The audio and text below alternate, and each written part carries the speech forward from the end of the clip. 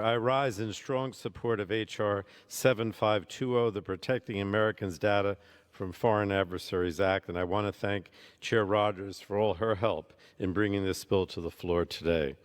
National security experts are sounding the alarm, warning that the government of Beijing and China and other foreign adversaries are amassing troves of sensitive data about individual Americans, and that information can be used to launch sophisticated influence campaigns, conduct espionage, undermine Americans' privacy expectations, and otherwise impair American interests. Just last week, this chamber took decisive bipartisan action to mitigate the national security and privacy threat that was posed by foreign-owned or controlled social media applications, collecting Americans' information by passing H.R. 7521, the Protecting Americans from Foreign Adversary Controlled Applications Act. And today we take further action to close the pipeline of American sensitive information flowing to our foreign adversaries. This bill prohibits the data brokers from selling American sensitive personal information to Beijing, China, Russia, North Korea, and Iran, and to entities controlled by those countries. Data brokers collect and sell billions of data elements on nearly every consumer in the United States, including information about children and active members of the U.S. military.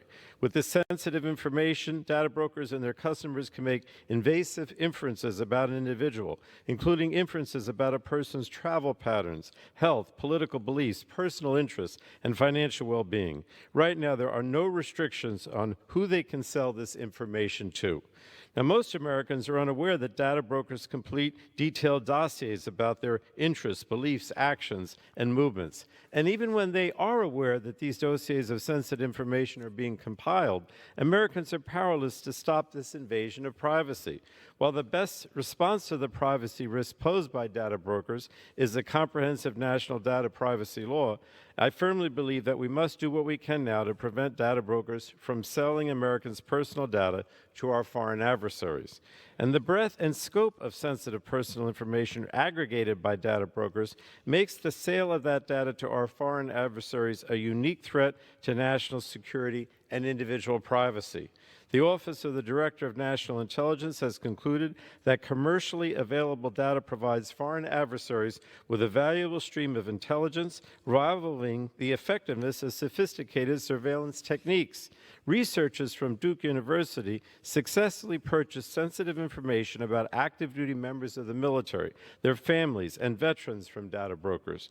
The researchers concluded that foreign and malicious actors could use data from data brokers to undermine America's national security.